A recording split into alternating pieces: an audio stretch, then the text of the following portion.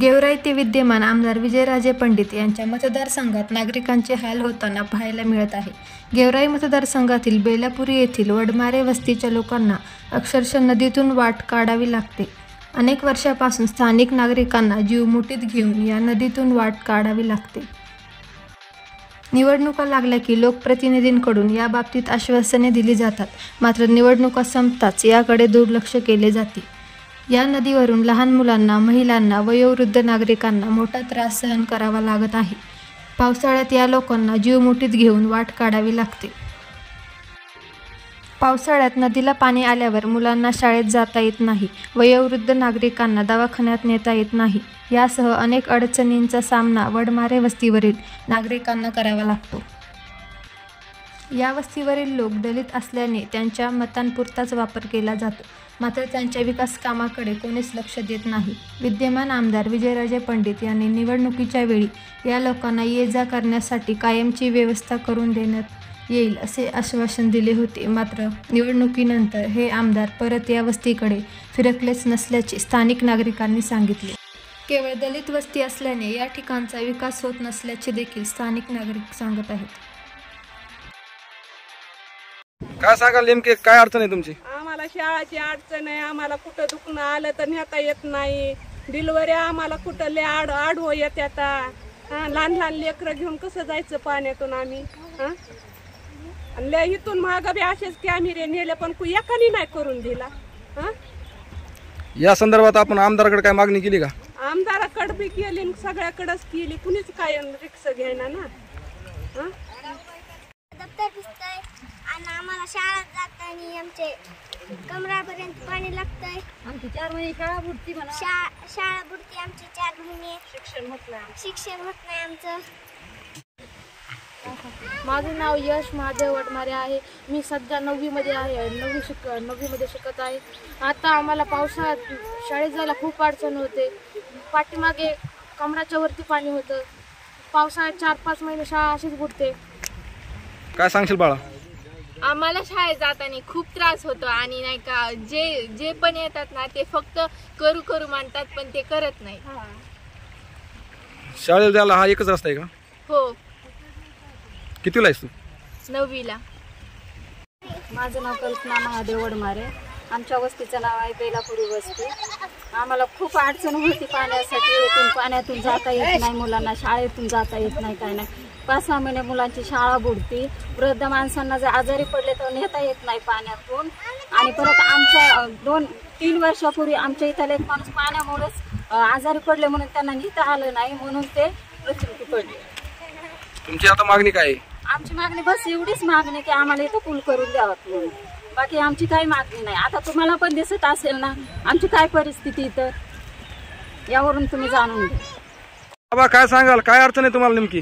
काय पाण्यातून आम्हाला येता येत नाही, म्हाताऱ्या माणसाला 5 महिन्याचा आम्हाला हालताच येत नाही, आम्हाला इथून जाता येत नाही, येता येत नाही, लेकराची शाळा बुडाच्या, जायला सुद्धा जाता येत नाही ना, कुठं काहीच करता येत नाही। तिकडे नामगाव फाट्यावर जावं लागतं उलट। या बाबतीत तुम्ही आमदाराला काय बोलले नाही का? मग सगळ्याला सांगितलं पण कुणी काय मनावर धरीनात। मतदानाच्या वेळी आलते का आमदार? मतदानाच्या वेळेस आलते, नुसतं तिथं नळ्या टाकून दिल्या, ते बी गेल्या वाहून।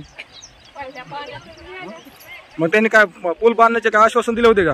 काय दिले पण कोशीचं कोणीच नाही आले। काय कोण आहे तुम्हाला आमदार? आमदार हे आपलं ह्याचे विजयराजे पंडित। हा बर। माझं नाव मिलिंद वडमारे आहे। आमची दलित वस्ती जी आहे ते मतदानापुरतेच फक्त हे करतात, वापर करून घेतात। जे बी काय म्हणजे दलित वस्तीकडे ते लक्ष देत नाही, मतदानापुरतच येतात आणि हे करतात, आम्ही असं करू, आम्ही तसं करू, पूल देऊ, हे करू, काहीच करीत नाहीत, फक्त नुसतं येतात आणि मग नंतर दुर्लक्षच करतात दलित वस्ती।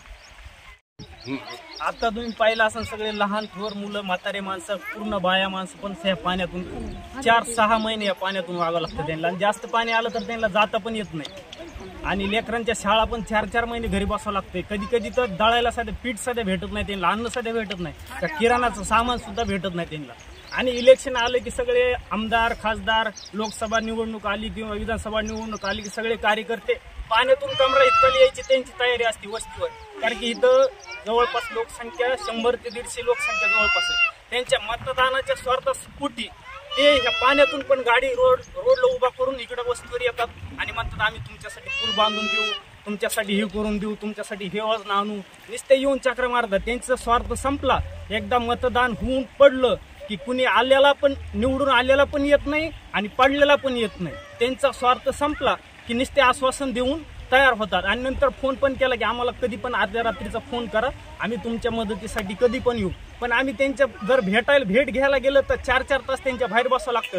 कधी कधी तर म्हणतात मुंबईला गेले, दिल्लीला गेले. कोणते आमदार पण आम्हाला दखल घेत नाही. आतापर्यंत ही एक पिढी आमची अशीच गेली इथंच नदीच्या पलीकडं. आता आमचं पण आयुष्य असंच अर्ध आयुष्य गेले.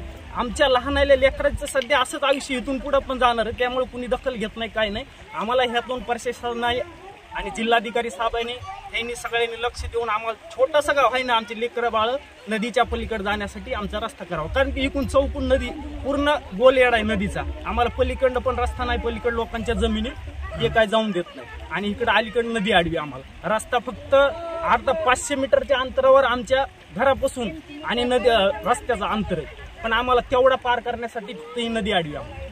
युवराज ज्ञानोबा वडमारे आमच्या दलित वस्तीकडे कोणी लक्ष देत नाही.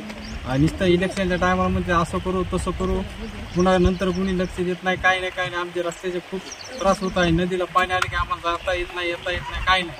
आमचे लेकरं आहेत छोटे छोटे, शाळा जायला खूप लई तकलीफ होती.